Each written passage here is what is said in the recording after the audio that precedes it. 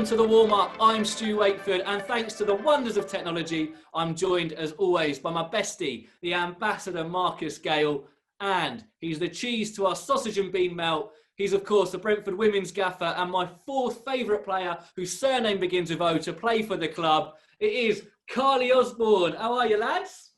All very Good, well, thank you. Stu. Hope you're well. You pleased with that? Fourth favourite player beginning with O? Depends how many O's there are. If there's only 4, then no. Well, so there's two big ones, isn't there? Go on, then. Who are they? Kev O'Connor and Lloyd Owusu, top two. Wow. And then Moses Ogabarjo's just nipped into top 3, mate. Oh, 9 years didn't do much for me, did it? but you're ahead of Joe Amigi and Charlie Oatway, so you should be happy with that, mate. All right. I'll take it. I'll take it. How have you been, lads? You all right? Yeah, good, thank you. Very well. Not bad at all. Sorted out that fire alarm yet? Nah, it's still going off. Right on as well. Only works on a Thursday. Yeah. Lads, we've got our first guest today, your old teammate, Nathan Elder. What's he like? Yeah, he could be all right sometimes. Just all right sometimes. He's the top guy. Like he is. Send in your questions in for Nathan. Later in the show, we will read our best out. Remember, if there's anyone you guys want us to get on the show, put it in the comments below and we'll do our best to get one of them on. Last week, one of you said Tony Foden, which I think is a quality shout. Big question is, which is his better goal, Cambridge or Peterborough?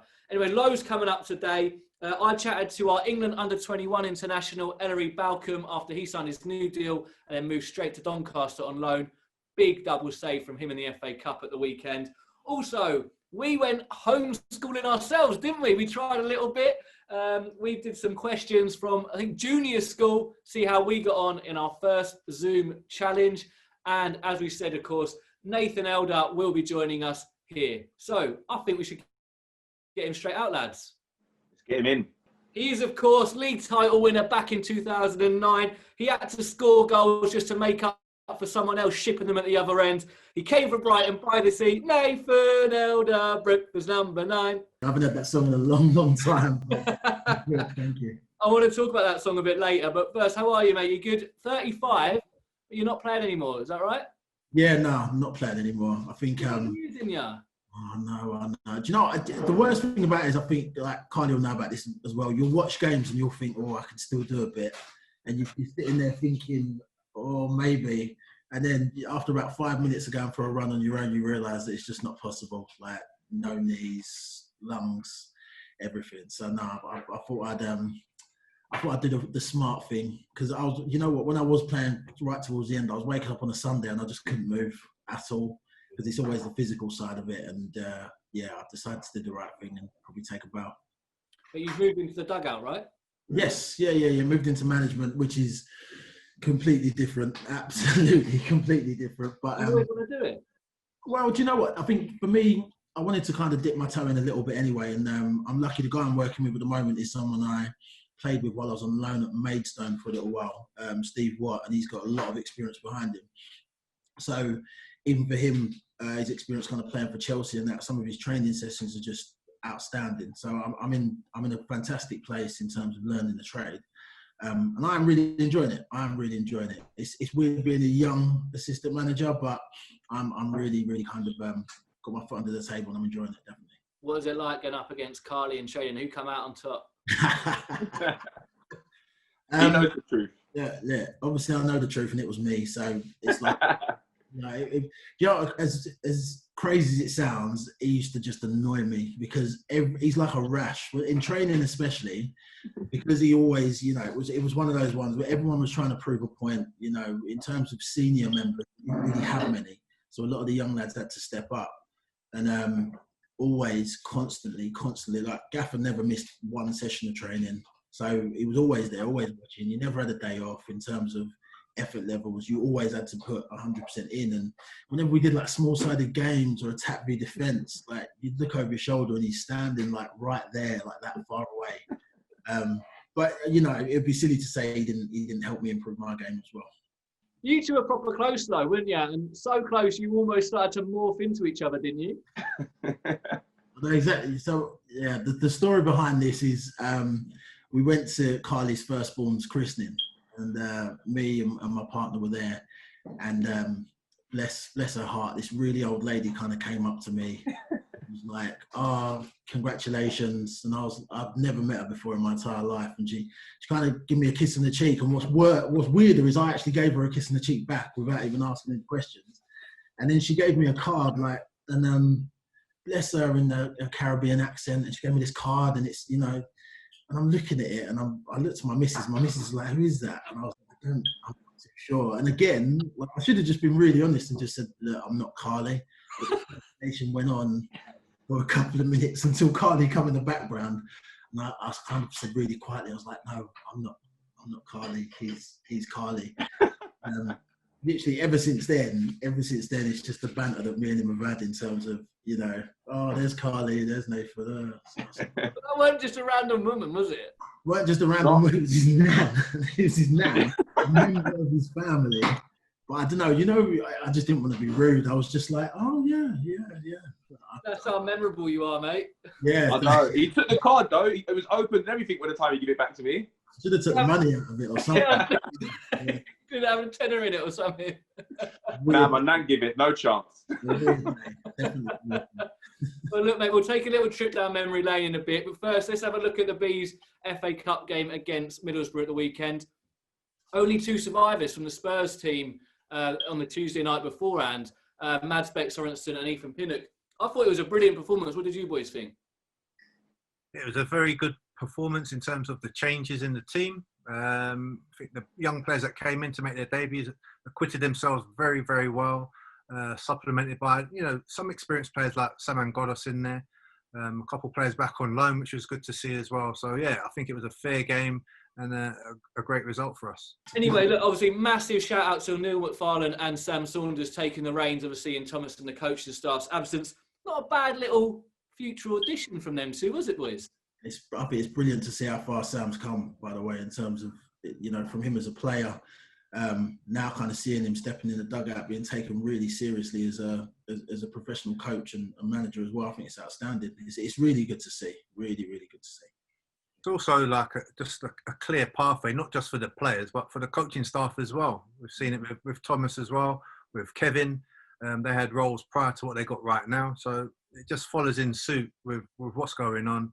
And they stepped in brilliantly well. From what I saw, I thought they gave a real good representation of themselves. And also, the B team members that stepped in showed what Sam and have been doing there, because they came in and they was quality. They really stood out in the game. And they showed that if they do need to be called upon, that they're ready to do it. Do you think that maybe made it a little bit more comfortable for Sam and Neil? Because obviously they work with the first team players a lot as well, but that they did have a lot of their group with them there. That might have just made it a little bit calmer for them. You've got regular faces that you work around every day, so it does make it a seamless sort of transition. And I think that's the message through the club as well. You know, there's always a seamless sort of transition with individuals, and the players, they held up their end of it alongside the coaches to put us into the 4th round, which was brilliant. So let's roll on to the next round of it and see what happens. Halil returned, obviously, from his loan spell. Bang, goal and assist. Not seen an impact like that since Nathan Elder scored an own goal and then bagged the winner away at Mansfield. Don't worry, mate. We know it wasn't an own goal. We were just in the unnecessary. So unnecessary. Not needed. But on Halil, great impact, wasn't it? Couldn't have gone any better for him, really. I think it's exactly what you want. It's exactly what you want. You come back from loan. You've got something to prove. You want to prove that, you know, going out on loan, it was beneficial for you on a personal note, but not beneficial for the club. That's what you want to do. You want to come back and you want people to say, you know, Cole, we've missed him. And you know, with that sort of an impact, could it have gone any better? Really? I don't think so. Another man who I thought had a great game, playing a little bit deeper, and today the news is that his permanent deal's been announced from Amiens, is Saman Ghoddos, playing in more of an 8. What did you guys think of him in that deeper role? Well, he got onto the ball quite a lot. He was very energetic, very industrious with his style of play, kept the ball very well, used it brilliantly well. And to cap it off, showed great feet to make that space for his goal, his first goal for the club as well, which is important. So, yeah, all round for him, a very impressive day. Leicester in the next round, repeat of the 4th round from last season. Do you think we'll go largely the same kind of team So kind of a bit more mix of experience and the B team lads and fringe players maybe? I think the priority is obviously trying to get up into the Premier League this year. So the league should be the priority for anything now at this stage. The cup is a bonus. We've done well to get through to the next round. So we'll just take that game as it is. And it probably will be a mix of more or less what we had at the last one. So I think it's more about just complementing that squad, using it wisely, because we're going to be falling short of bodies at some stage of the season. And if we get through, potentially a return of Neil Mopay. And talking of returns, we went back to school this week because a lot of you guys will be doing homeschooling at home. Not ideal situation. I take my hat off to every single one of you that's happened to do that. So we were put through our paces to see if we were smarter than a 10-year-old. Here's what happened. Osborne. Sir? Gale. Yes, sir. And Wakeford. Present. Right, lads, obviously across the country we're stuck in lockdown, which means a lot of people are having to homeschool. I do not envy you at home who's having to homeschool their kids. I take my hat off to you because that is one tough gig. So we've been set our first Zoom challenge, which is we're going to be the pupils and we're going to get homeschooled. So we're going to have 7 questions from 7 different subjects and we've got to see who is top of the class. What do you look like at school? Oof. You shouldn't ask that question, man. Yeah, I did what I needed to do to get by. You were footballers, so footballers were always the naughty kids at school. No, I weren't naughty though. Nah. What about you? I wasn't naughty, I was mischievous.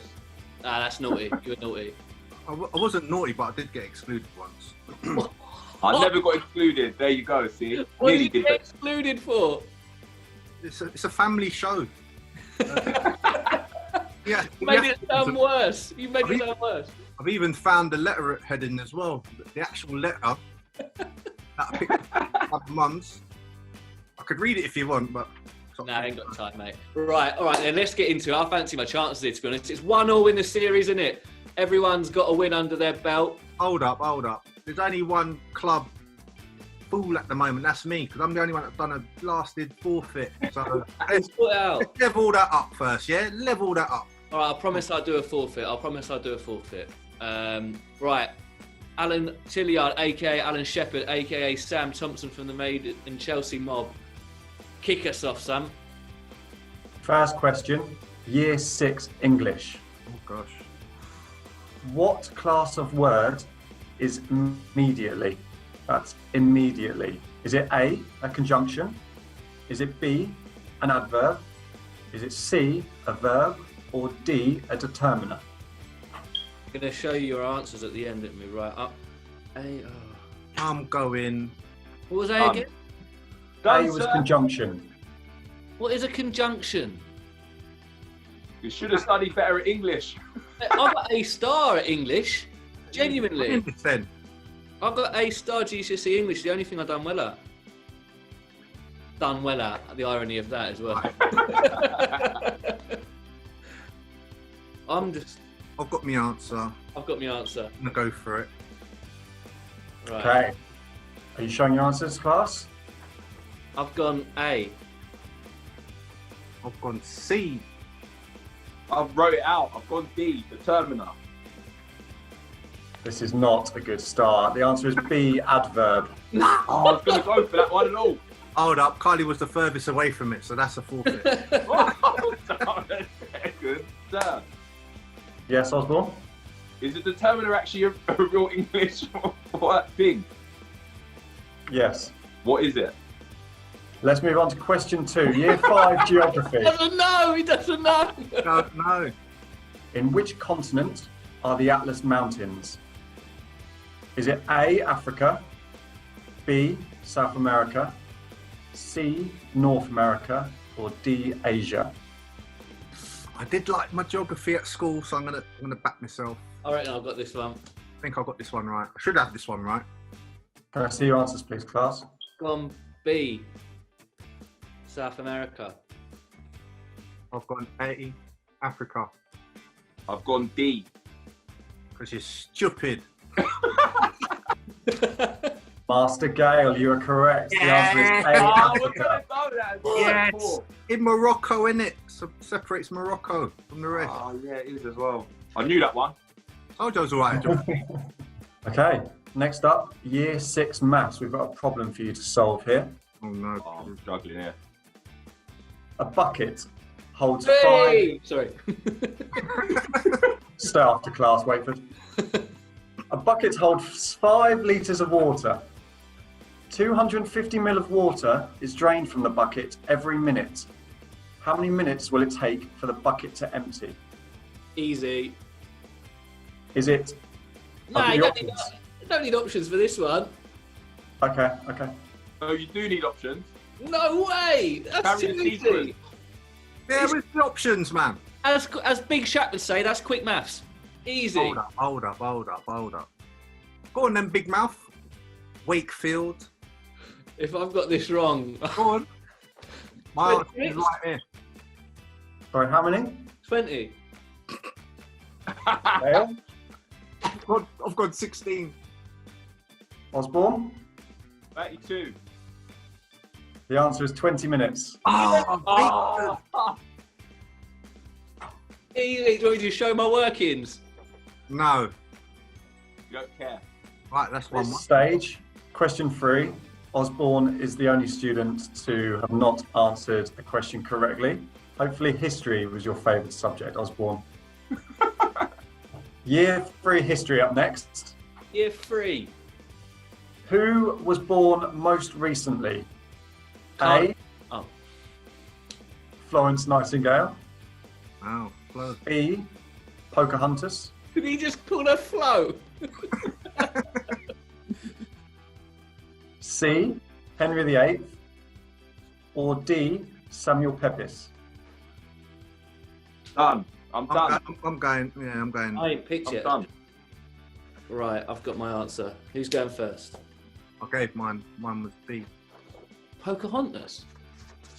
I've gone I've gone- I've gone A. Yeah, I've gone A as well. Florence Nightingale was born most recently. Yes.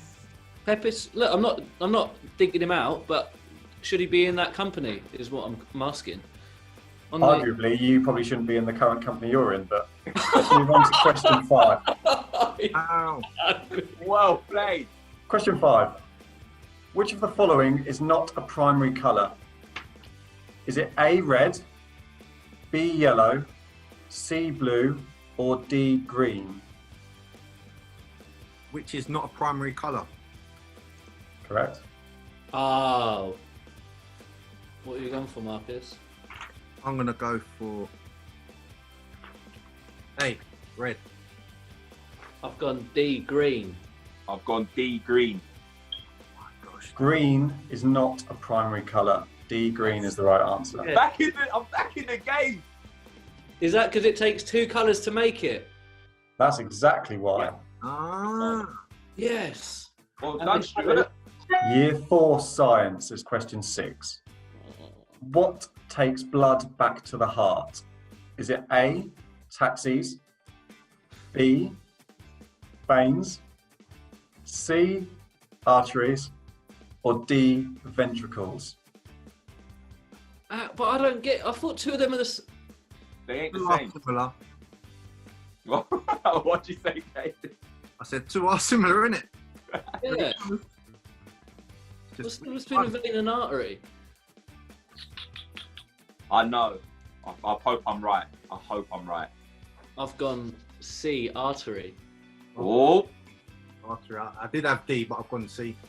I've gone B, veins. Osborne's on a roll, it's B, veins. No! Arteries take it away. Arteries take the blood away from the heart.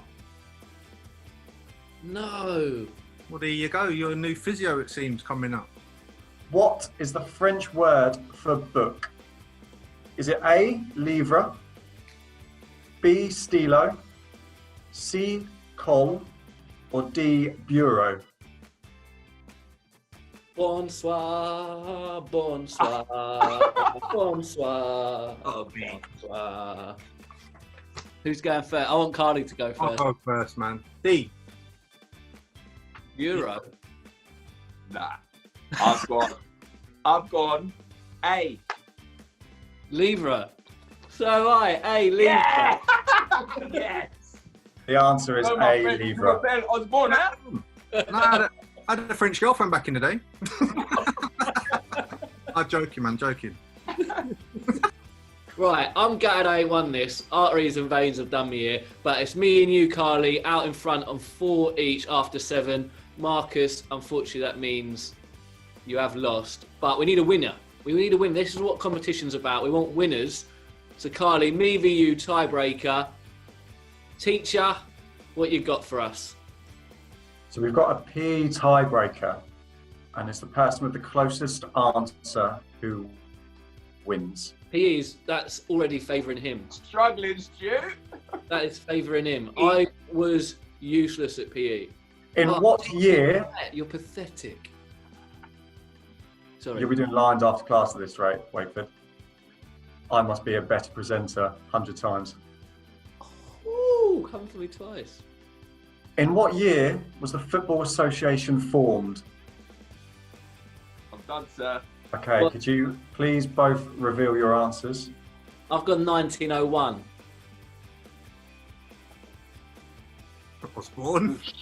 That's a good shout. What have you gone? I've gone too early. I've gone 1874. Oh, my fault, and I might be wrong here, but I think football was about, but the FA started later. Yeah. I can tell you that, Stu, you are 38 years away from the founded date. Nah, And I think you're Karleigh, right. you are 11 years away. No! In 1863. Oh, I was going to say 64 at first as well. Another challenge won. No. That means me and Marcus have got to do what? A forfeit at some point? Yeah. I ain't doing no more until we're leveled up. Really up. Stu, I've come on your show and I've taken over. Right, we've got to bring him down a peg or two, Marcus, in the next one. Got to 2-foot him down a peg or two. Sir, can I have a sticker, please? Class dismissed.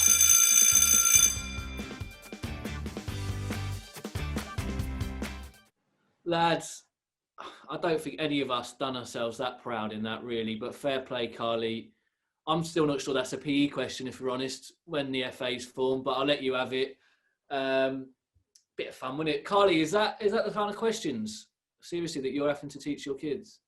Yeah, it actually is, to be fair, and it's a nightmare though. Like, I was doing maths with my little girl yesterday, and then I'm having to try and Google some things to remind myself. It's a nightmare. It really is. It's not easy. But it's easier for kids these days. They can just type everything into Google. When we was at school, if you wrote in the book, you had no chance. Do you know what I mean? It's true. It is. It is. I mean, Els, you'll be doing it as well, wouldn't you? So Yeah, like, man. you'll feel the same pain as me. Yeah, it's mad. It's mad. I've got obviously my girl who's 5 years old. I didn't realise she talks this much. I'll be honest with you. Love her to pieces, I really do. But I did not realise that you could be in a room silent, and within 10 minutes, she's probably asked you about 40 questions. Not relevant questions, just questions. And my boy is 10 now, so he's in his last year of primary school. And he asked me questions, and I'll just say, look, that's the one where you say, look, let's just quickly have a little Google and see what that is, pronouns, all that stuff. It's just mad. I kind of hide from him around the house when he's asking questions. You know what? We should have had Nathan on that competition this morning, and he would have been right up there with me.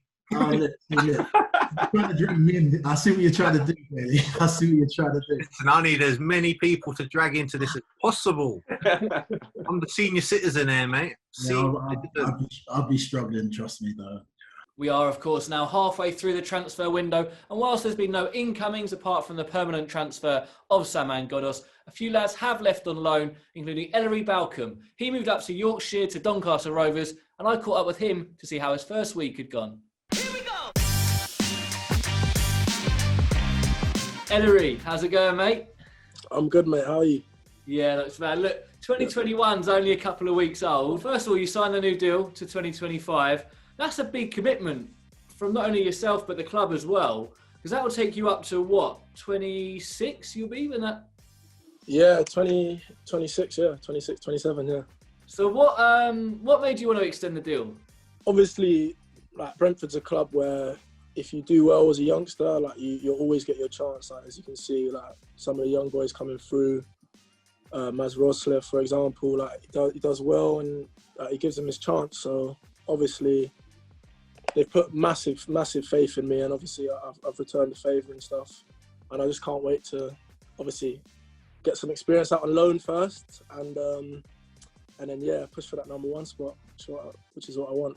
And you spoke about the loan there. So when you sign a new deal like that, do you sit down with the club and say, right, well, what's your plan for me? Where do you see my future then? Because I'm not just going to sign this for no reason. And do they tell you what they expect from you? It's been a bit of a long time coming, like this new deal. And we just sat down and we spoke about, like, obviously my goals and my aspirations for the future and stuff. Obviously, I wanna play for Brentford. I want to be number one. And obviously the club want to see me there, and they just want me to have a good uninterrupted time. Obviously, my last 2 loans have been cut short due to injury and stuff. Good uninterrupted time, like out on loan. Obviously, getting them games in to come in and push for number one. And is it tougher, do you think, for a keeper? Because especially a young goalkeeper coming through, because a lot of clubs will maybe go, oh, I'm not sure about bringing in a young lad on loan in goal. If it's a striker or a winger, do you know what I mean? You may be more open to it, but it's a big thing for a manager to invest a lot of confidence in a young goalkeeper. Yeah, definitely. Like, obviously, the peak for goalkeepers a lot later on in their career. Like, I'm talking 28, like 29, and even 30. Most keepers peak at that sort of time. So Brentford giving me this contract and showing me how they believe in me obviously puts a lot of confidence into myself. Yeah, and those other 2 loan deals, what did you get out of them personally? Obviously, Boreham Wood is conference, my first time playing like men's football. So obviously I was only 18 then, getting used to the physical side of the game. And I like the manager there. I like the way they played, really. Like, they didn't just always boot it long, which was good. Yeah. Sometimes they like to play, which was nice. So that was more of a physical step up, I'd say, the first loan. And then Viborg, I don't know, the way they played was they played out from the back all the time, no going long, which is obviously part of my game, a massive part of my game, which I like to do. So I enjoyed that aspect of that out in Denmark. I was going to say, out in Denmark, that must be a big thing for you to what was it like living away in another country? Yeah, it was good. Like, Viborg is very quiet, mate. Very quiet. Like, it was good. It was good in that sense. Like, it was good to just focus on football. Obviously after my MCL injury, good to just focus on football. Like, there's no distractions out there. It's literally Viborg's in the middle of nowhere, mate. Nothing you can do. 4 hours away from Copenhagen, like, it's crazy. But in that aspect, it was good, yeah. And what about like the food and that? Like, what's the Danish food there? Nah, I'm not feeling it, mate. Nah. I'm not feeling that one. So, nah. Did you pick up any of the language to bring back and that? Nah, not really. Just I don't know. Tack means thank you and that. That's it. That's all I know, mate. Yeah. Some swear words, but I won't. Yeah. Well, getting on to swear words, you picked up your first red out there, didn't you? Oh yeah, that was a misunderstanding between me and the ref. Obviously, yeah, learning curve for me, but that's what it's about, isn't it? For someone of your age, to go like you can only learn from mistakes, right? Yeah, definitely. Yeah. But then obviously you continue in your education now up at Doncaster. Like, you're joining a club that are 4th in League One, so this isn't like, this is intense where you're going into. Do you know what I mean? The promotion push.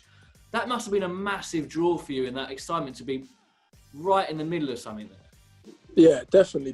Obviously, Darren Moore, massive manager. Who's at Doncaster at the moment, and just coming to play under someone like that, I can learn so much of him.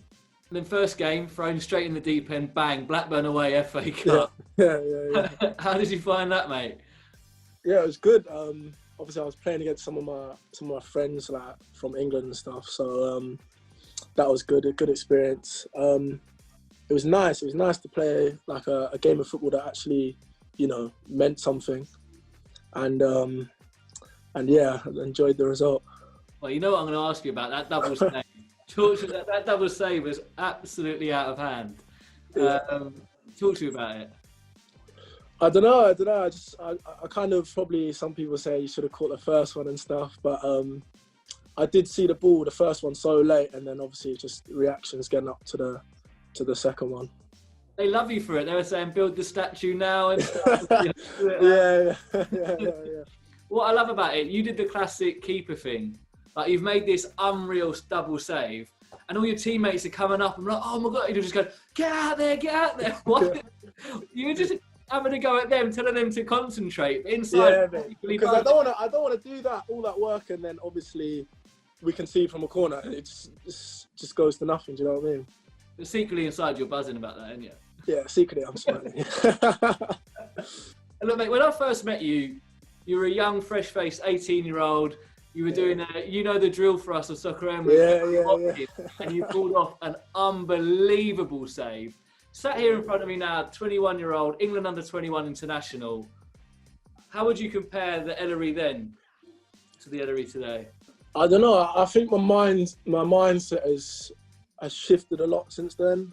I mean, I focus on what I can control, and also I think my preparation has changed significantly. Obviously, I've had two quite major injuries. I've had a slip disc in my back. I've done my MCL, all in that time period. So I think it's just about the way I look after my body is kind of the most important thing to me at the moment. I just want to stay fit and hopefully get as many games as I can. Well, mate, it's exciting times ahead, and I appreciate it. Definitely. Top man. No problem, mate. Cheers.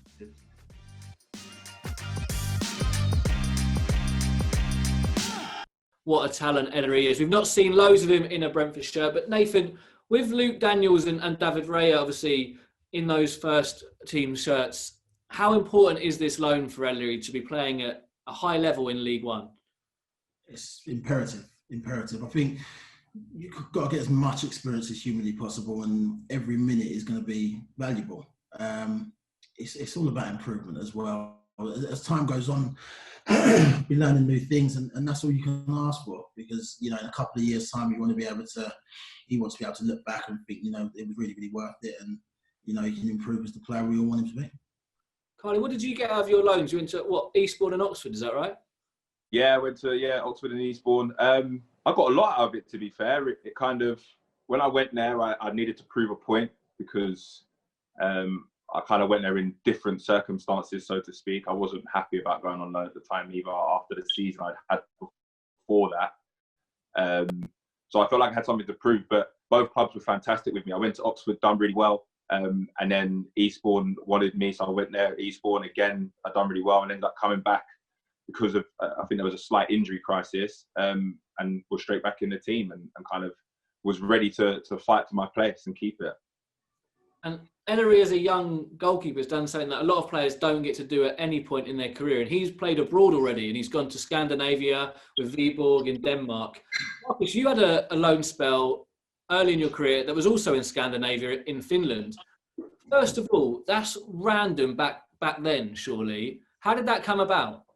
It came about by me not wanting to go anywhere. I thought the manager wanted to get rid of me.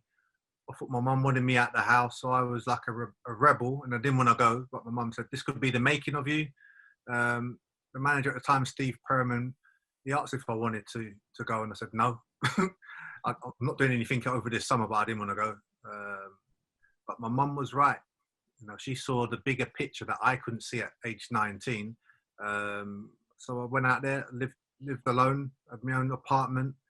I couldn't drive, so I had a little push bike to get me from A to B in training. But the experience I've got playing out with that team, FC Cups, was vital. I played European Cup winners football, played against Dynamo Kiev, scoring in the last minute of the first leg.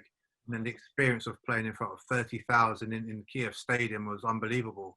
So I came back from that experience of, I think it was 29 games and 13 goals. a much rounded individual. And within a week, I was back in the Brentford side.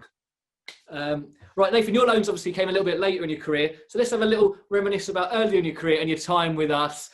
Mate, we've had so many messages for you. I've got some unbelievable memories. It was a really great season that year when we won the league. One of my favourite memories about yourself is when Bournemouth away, one man's having a scrap with his own teammates on the pitch.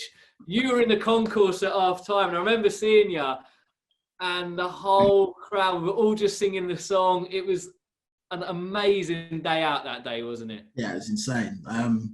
It was weird because I was in, my missus and my son came with my oldest boy, and I was in the dressing room with the team, with the players and stuff. And, you know, Gaffer was always happy for me to kind of be around, even though I was injured. And he said, do you want to sit behind the dugout or do you want to sit in the allocated seats? And I said, no, I'll sit in the allocated seats. It's fine. He said, oh, it's across the pitch over with the fans. I was like, yeah, no problem, because obviously all the wives and girlfriends or whatnot kind of sat in the same spot. And I was walking over and I was walking across the pitch and I kind of stepped over, and then like one person stood up and gave a clap, and then another person, and then it kind of just sifted through. And it was, you know what, it was really emotional because I've been through a bit of a rough time with obviously the injury and kind of what the message that the doctors were giving me and stuff. And, you know, getting that round of applause was just amazing. Yeah, it was quite an emotional moment. Anyway, right, like I said, we've had loads of fans getting in touch with us with some questions. So let's go straight into it. Bang, two-footed. Robin Michael, he asks, who was your favourite player you played with and who was the hardest opponent in training? Okay, so hardest opponent in training, this is going to be a bit, but it was Leon Legg. So when he first started, he had a lot of learning to do. Like, the manager was working with him constantly, but by, you know, literally a couple of weeks later, he was an absolute nightmare. You couldn't get around him because he was so big. He was strong, and that was something that I kind of used to try and throw about in training. But then once he started to learn his craft, yeah, nightmare. Knock it past him, he'd get in front of you. And do you know what? He's probably one of the guys that, in terms of when he started to where he finished, he was probably the most improved player that I've seen in that club, without a doubt. Best lad to train with. Do you know what? Who's your favourite player you played with? Oh, favourite player I played with would be, it has to be Charlie McDonald's, without a doubt. I think the partnership there, I kind of said it before, the partnership there was kind of in sync. You know, one of us would go short, one of us would go long. He would drag players out of spaces for me to go into. And I'll be honest, he made my job a lot easier because they were so worried about his goal scoring ability that, you know, they maybe probably left me a little bit, and then, you know, after time, vice versa. So, you know, he's definitely contributed to quite a bit of my success over at the club. Joe Jackson 7, he wants to know who's the funniest player you played with. It'd probably be Glenn Paul. Glenn Paul's up there. He's just, you know what he is? He's just a pest. He's like a little jester, and just like he played the trick on every single person within that dressing room at a different point, at a different time. Karleigh will remember this. Yeah, Karleigh will remember this. I had the ump one morning, and he went into the boot room and took every single one of my left boots and just hid them. So he hid them. So I only had right football boots for every pair of boots. I had like 5-6 pair of boots. I only had rights. So when everyone's out, obviously you get fined for being out there late.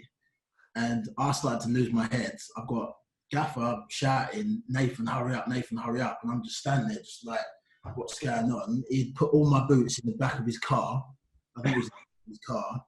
And it's just like, you're just sitting there. But when you want to beat him up, he's so skinny and scrawny. You kind of feel bad about it. And that's just him. He was like that the whole time.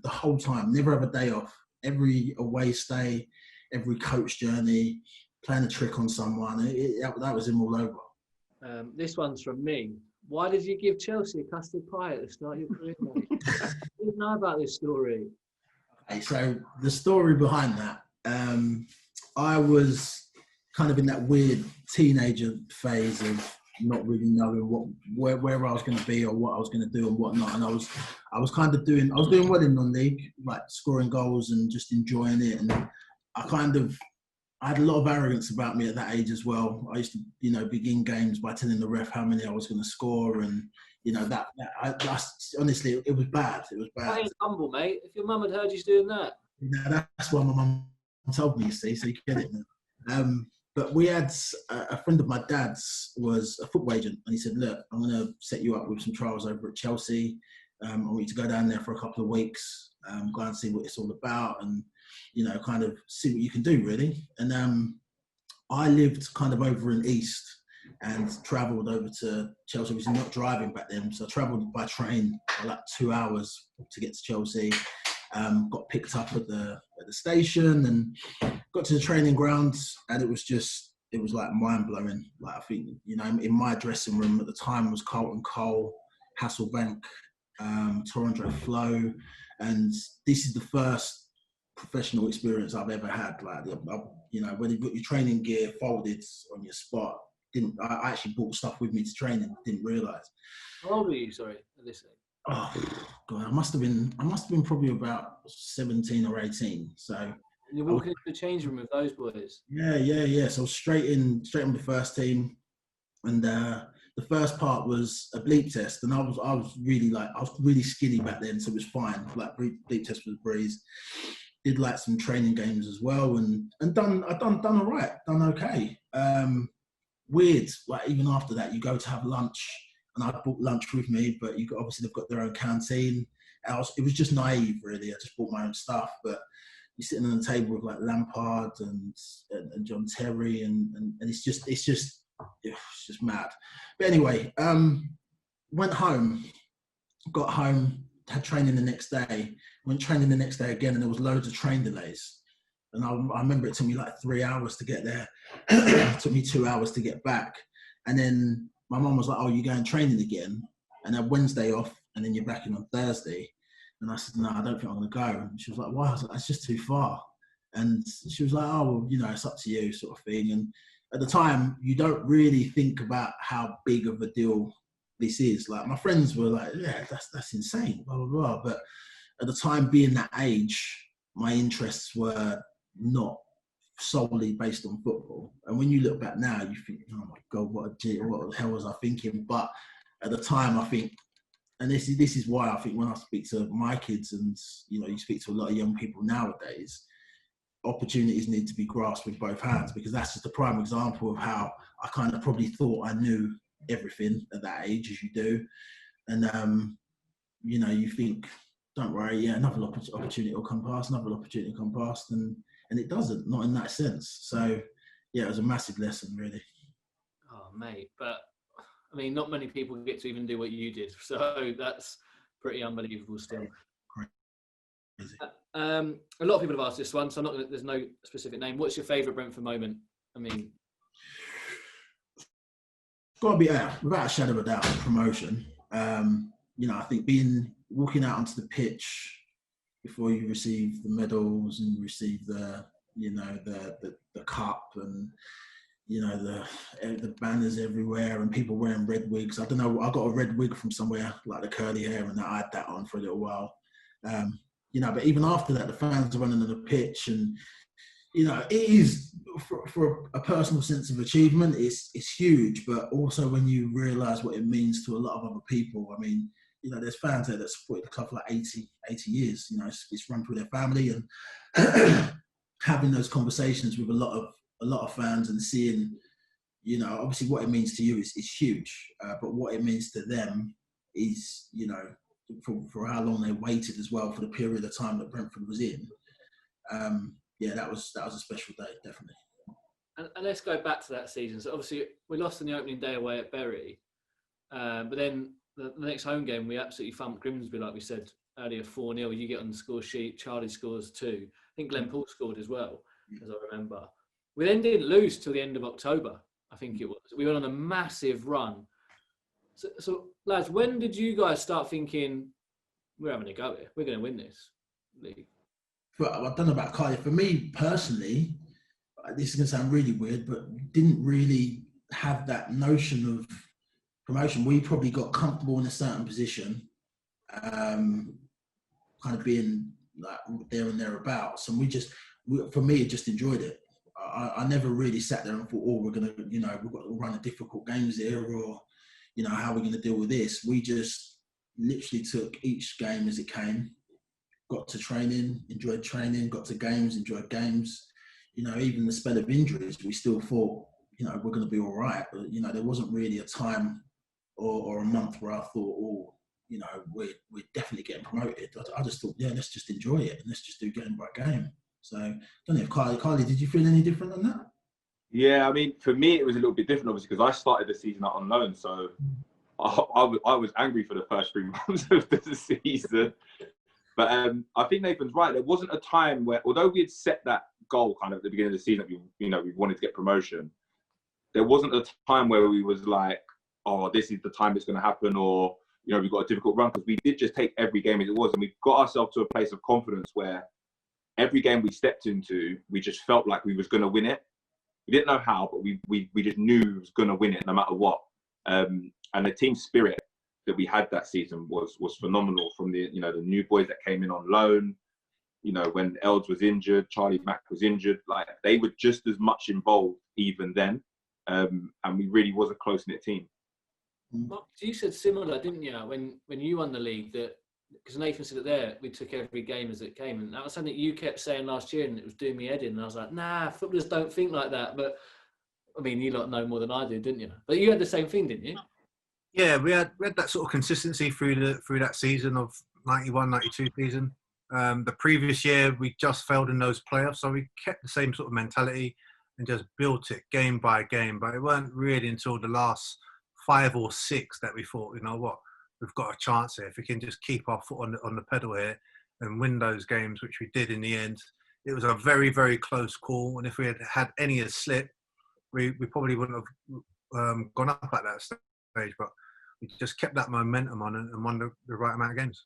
I mean, 08-09, talk about using the loan market. Oh, well, we had a lot of loans in and out. Obviously, Karleigh having a couple of spells, I think, then returning. Thank goodness for Alan Bennett, at the back. But seriously, he was. I thought Bennett was one of my favourite players that season. I thought he was brilliant. Strikers, I had a little look, right? Odiambo, Bowditch, Rhodes, Clark, Williams, Spencer. All those strikers, second top scorer was Marcus Bean with 9 goals. Don't tell Beanie that, please, God, even though he knows. I didn't remember Marcus Bean with 9 goals. Loved the goal. Loved away from home. He loved the goal. Absolutely. It was scruffy though, wasn't they? Yeah, every single one of them. But hey, they go in. Who cares? If they go in, no one cares. But a lot of those loan signings obviously were because of injuries, and we'll get onto that in a bit, especially in the forward areas. You had a big injury, obviously, away at Rotherham with Pablo Mills, the incident there. Do you mind us talking about this? Because I know it is a big injury, and it was a massive thing. No, of course not. No, it's all good. It's all good. And I didn't remember this, but Karleigh, you actually came on for Nathan, didn't you? Yeah, I did. Yeah, I came on for Nath. It was a strange one, really, when I came on, because me and Nath were close anyway. So when the injury happened, obviously I was worried about him, and because you knew it was a bad one, and the way it happened as well wasn't nice. So when I went on, I suppose it took me a couple of minutes to just adjust, as well as being out of position. To be honest, I just ran around for like 15, 20 minutes like a headless chicken and just chased every ball and hoped for the best. But I remember waiting for kind of Nathan after and waiting for the news of how he was. And it was just a real strange feeling, and kind of put a damper on the game. And it didn't create worry for what was going to happen after that. But I think those little things that happened with Nathan, with Charlie, I think they gave us a little bit more fuel for the fire to go and do something, because these boys worked their socks off to kind of help us achieve their goal, and they deserved to get just as much plaudits as we did. So you come on up front. Andy Scott didn't stick you back at centre half. No, I went up front. Yeah, I come on up front. To be fair, you were bagging that season, hadn't you? You had been. I was like Heskey, bringing it down, bringing people into play. It was good, man. Nathan, there might be a couple of people that aren't aware of actually what happened. Some of our younger supporters and stuff. So it was an aerial challenge, right, with Pablo Mills. Like I don't know how much you actually remember of the incident. So So I remember afterwards, like it was yesterday. It was just weird. But then obviously, in terms of the incident itself, I remember I watched it back and basically jumped up to head the ball, and as I headed the ball, gone into the corner of his elbow that was kind of flailing. And I remember afterwards I landed, and I just felt this headache just immediately just kind of came out of nowhere. Physio came running on, and he kind of covered my right eye and sort of said, "How many fingers am I holding up?" And I said, "You're holding up two." Like, I could see quite clearly, no problem. And he covered my other eye, and then said, "How many fingers am I holding up?" And I said, I don't know, it's completely pitch black. And what had happened is I'd broken my cheekbone and fractured my eye socket. And where I fractured my eye socket, blood was seeping into my eyeball, and it cut off the vision. I think it was the retina, but it cut off the vision to my retina. So he was like, what was weird is when I remember looking at the physio, and he just went completely white. Like he panicked, but he didn't say anything. And he was like, "Right, we need to get you off." So I've got off, and I got into the changing room. I'm kind of laying on the bed, and everyone's talking. And I just lost it. I just told everyone to shut up. And I got off the bed. And obviously a lot of the dressing rooms, you've got a sink with a big mirror kind of behind it. And I stood in the mirror and I was looking at myself. And where I've got both eyes open, I can only see out of one eye, but I can see in the mirror that I've got both eyes completely wide open. And then as that happened, I just someone called me an ambulance, please. Like, started to panic a little bit myself.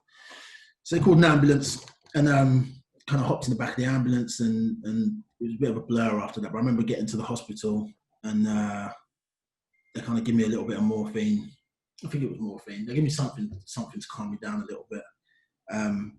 But it was just a nightmare. Like the ward I was in this particular ward.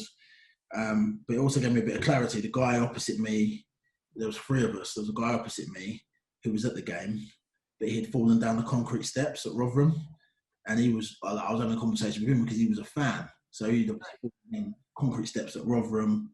He was there in hospital for like something else. But then there was another guy in the bed next to him who had a motorbike accident that had lost, like, basically, he was paralysed.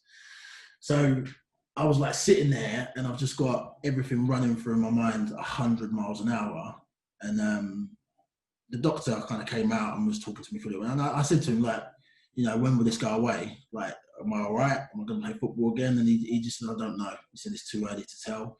He said, at the moment, he said, I need you to prepare yourself for not playing football again, and also not having vision in your eye. And then I just sat there and just stared for hours and hours and hours. And that was how it was. My mum and dad came up. My now wife drove up as well. And at the time, it was just, you look back on it, and yeah, it was awful. Do you know what I mean? But it happened, and you kind of just have to kind of get on with things a little bit. Was it? I can't put myself in your shoes here. When you hear those news, did you start getting angry? That would be like an easy thing to do. Were you angry towards, I don't want to start stirring stuff that's in the past, but were you angry towards what had happened and at that point the player? I guess at this point you haven't watched it back or anything. Yeah. First, so I hadn't watched it back then. When my missus turned up, the first thing, as soon as she saw me, because obviously my bone broke my foot down slightly. So when she saw me, she started crying. And I remember I was like, don't cry. Like, we're not doing that right now. Because I was just filled with probably, like you say, too much anger, too much emotion. So when she turned up, I kind of was like, no one's crying. When my mum came in, I was like, no tears. We're not having tears. Everything's gonna be all right. And you try and keep that positive momentum going, because it's all you've got. I was up there for like 3 days in hospital. And positivity is the only thing that you can kind of come up with without losing your head and bursting into tears, really. So, yeah, you feel with, at first, definitely, for a while, to be fair, I was filled with a lot of anger. I can't lie, definitely. But then I got back home and turned at home, and I've got all these cards from like family, Brentford fans, flowers. I had loads and loads and loads of cards that were sent to the training grounds. And that picks you up. That picked me up a lot. That was really helpful. Fast forward to Luton, you actually made the bench that day. Karleigh scored his 4th of the season. Little header at the back post, wasn't it? Some would say towering header. I don't know about little header.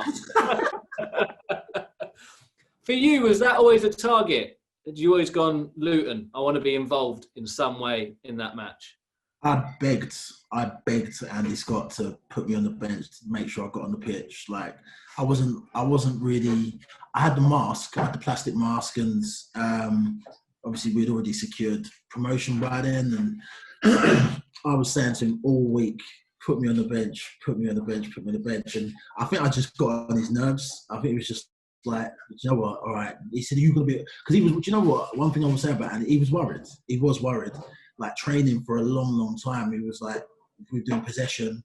I was the magic man. No one's allowed to touch me. No one's allowed to go near me. Because I think even that experience as a manager, when something like that happens to one of your players, I think it did affect him.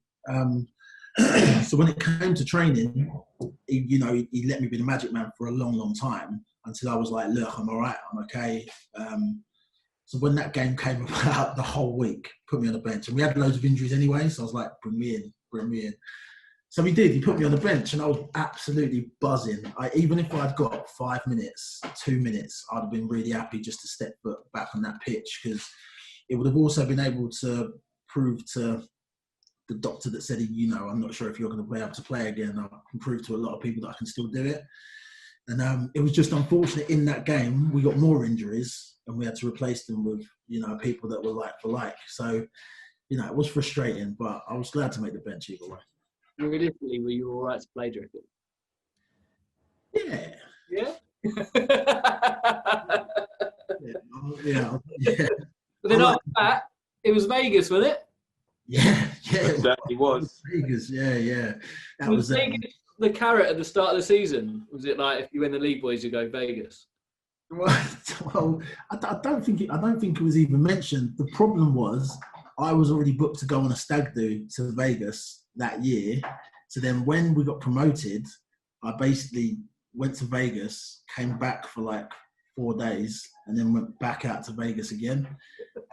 My missus was well happy. Right, talk to me about Vegas, lads. It was good. It was very good. Great over there, wasn't it? Great experience. You got to meet Mike Tyson, Nath. Yeah, met Mike Tyson. Had a picture with Mike Tyson. Yeah. Random. I was walking into not even the club. I was walking into the hotel, and he was walking out, and I just was like, I need to do. If I don't do this now, you never. I never really asked for. It's awkward, isn't it? So I just said, do you mind if I have a quick photo? And he was like, yeah, no problem. He was clearly in a rush, but he'd done it. That was, scary guy. Scary guy. Telling that you were there with Brentford? No. Didn't mention anything like that. For all he knew, I was just like working at one of the hotels in the casino or something. Like it was mad. But there was loads of random stuff. Do you remember Craig Peed and Gary Smith? They had a jacuzzi in their room and thought it would be clever to put a bubble bath in the jacuzzi. And when we knocked on their door, they had all the bubbles and the water was starting to come out of the room. And when you go in there, it's just him, PD, Smithy, and Sam Woods in the jacuzzi making like beards out of bubble bath. And you're like, what? You're basically destroying. What are you doing? And that was it, wasn't it? That was the type of crazy. It was. We took over the plane as well, didn't we, Nath? Yeah. On the way there. Everything. It was a really good holiday. Really good. Marcus, when you won the league, you went to Iron Apple, didn't you? Yeah, back then we went to Iron Apple for, I think it was about 5 days, something like that, just to unwind and sort of celebrate in different surroundings. And it was very enjoyable on the beach, as you do. And everyone behaved, I think. No way. That's not true at all. Didn't Birmingham turn up as well? Were you just beat? I'm sure Birmingham was there as well. So it's a weird one when you see like your rivals at the same sort of destination as you. Is it going to kick off or what? But I think everyone got on pretty well, no matter what. Look, I think your teammates will be proud of you all for keeping it quiet and keeping it confidential about what went on those tours. So probably best we'll leave it there. We'll have a proper sit down about going into a bit more detail later down the line. But that's it for this week. And obviously no game this weekend. But we're back at home next Wednesday against Luton Town. iFollow passes are available for that one at the usual place, brentfordfc.co.uk/iFollow for your match day pass. Lads, this is genuinely my favourite day of the week at the moment. It always was, but hanging out with you boys, you know, in the current situation. So thanks as always, and a massive thank you to Nathan for joining us. Honestly, mate, we do really appreciate it, and have to get you down to the new stadium when we can. Definitely, my pleasure.